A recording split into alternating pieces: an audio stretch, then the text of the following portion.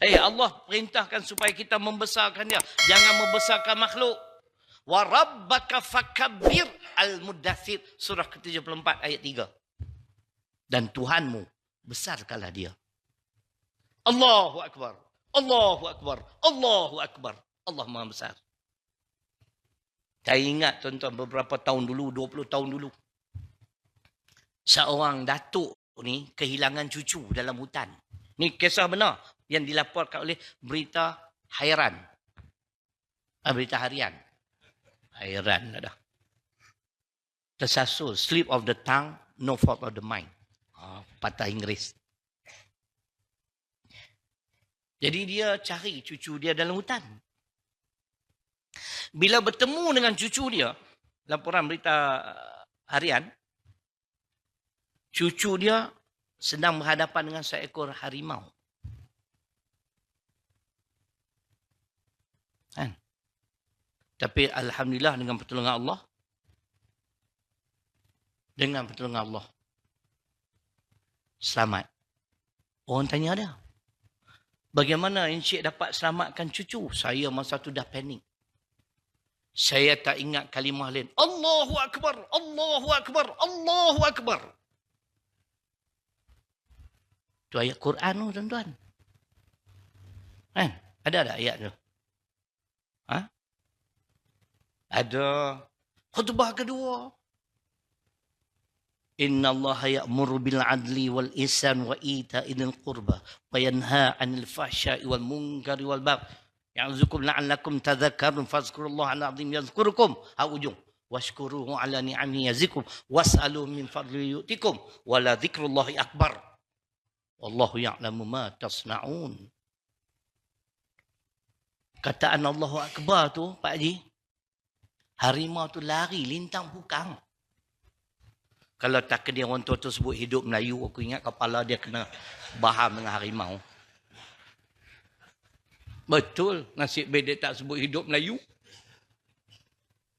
Sebab tu tuan-tuan, bila kita melatah, biasakan diri kita. Sama ada bismillah ataupun Allah Akbar. Saya memang itu saya amat. Tuhan tunjuk barakah perkataan Al-Quran ini. Boleh? Nah, maka selamatlah si cucu dia tu dengan pertolongan Allah, dengan kalimah Allahu Akbar. Allah Maha Besar, tak ada yang paling besar.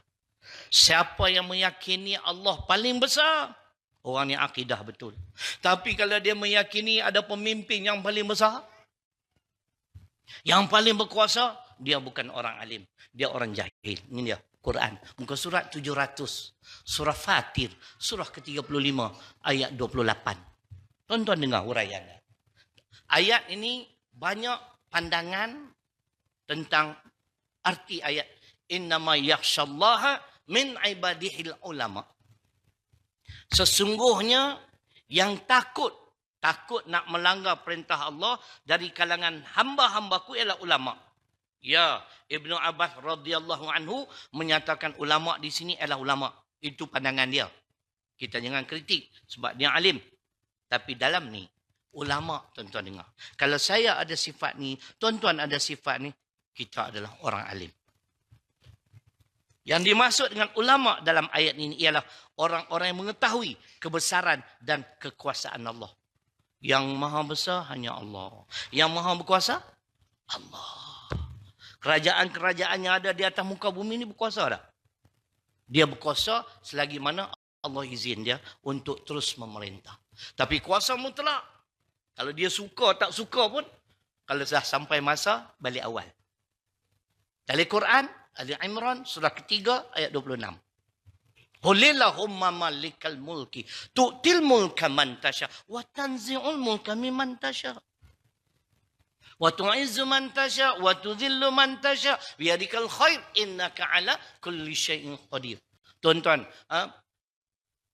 pada tahun 2000 saya mengenali seorang insan yang bernama Azhar Idrus.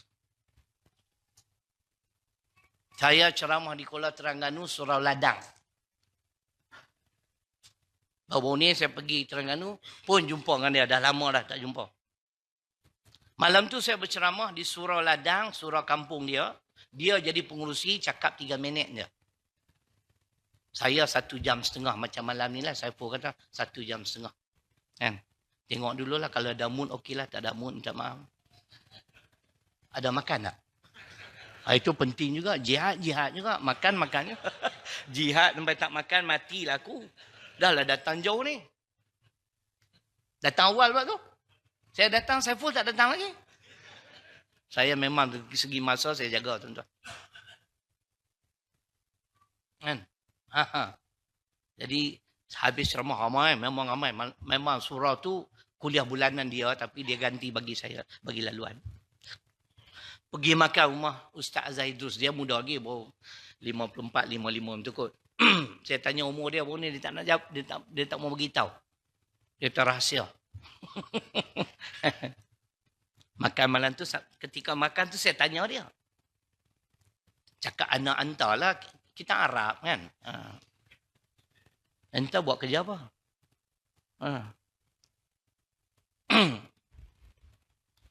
Dia kata, Ana macam ustaz lah. Oh, ustaz. Ingatkah baru nak start? Saya tanya dia, kenapa entah tak keluar macam saya? Saya menjelajah daripada utara sampai ke selatan. Tahu dia kata apa? Saya orang tak kenal. Saya doa kat dia, tuan-tuan. Ustaz, pada suatu hari nanti insya-Allah, ustaz akan dikenali dan terkenal. Tengok hari ni, dia punya terkenal lebih pada aku pula dah. Tersilap dia doa kat dia macam tu. Jangan beritahu dia. Ni ayat saya baca. Allah yang memuliakan seseorang, bukan sekadar bagi kuasa memerintah, cabut balik, tapi memulia dan menghina seseorang. Kerja dia. Biyadikal khair. Khair di sini, tangan ialah kuasa. Dan Allah di atas segala sesuatu maha berkuasa. Jangan lawan Tuhan. Jangan lawan Allah. Dia pencipta kita, pencipta alam. Dia cerita gitu. Jadi tak boleh dipaksa. Ayat yang selalu kita baca, lakum dinukum waliyadin. Bagi kamu agama kamu, bagiku agamaku. Mereka ni musyrikin Mekah, mengikut sebahagian tafsir, mereka mengajak Nabi tukar-tukar agama. Tahun ni kami masuk agamamu, tahun depan kamu masuk agama kami. Turun ayat tu, tak ada tukar-tukar agama, kongsi-kongsi agama tak boleh. Kongsi raya boleh. Kan? Kongsi agama tak boleh. Kamu ikut agama kamu, aku ikut agamaku. Mana? Jelas. Baik. Kadang-kadang timbul persoalan. Kalaulah Malaysia ditakdirkan pada suatu hari nanti dengan kehendak pertolongan Allah, menjadi sebuah negara Islam. Bagaimana keadaan negara ketika itu orang bukan Islam? Manyam. Adakah dia masih bebas untuk menyembah berhala? Banyak orang tanya. Kita jawab dengan Quran. Surah Al-An'am, surah ke-6 ayat 108. Kita rujuk kitab tafsir Profesor Mamuinu, muka surat 195. Tuhan dah ajar lama dah tentang toleransi keagamaan. Religious tolerance. Bukanlah saya nak tunjuk saya pandai bahasa Inggeris. Memang saya sekolah Inggeris pun. Toleransi keagamaan. Cuma cita-cita saya belum dimakbulkan Allah. Saya nak pergi berceramah pula pada orang bukan Islam lah, dalam bahasa Inggeris. Inggeris saya nak kata baik sangat, tak lah. Tapi masa saya ambil periksa dulu, dapat kepujian. Kepujian tu baik tak?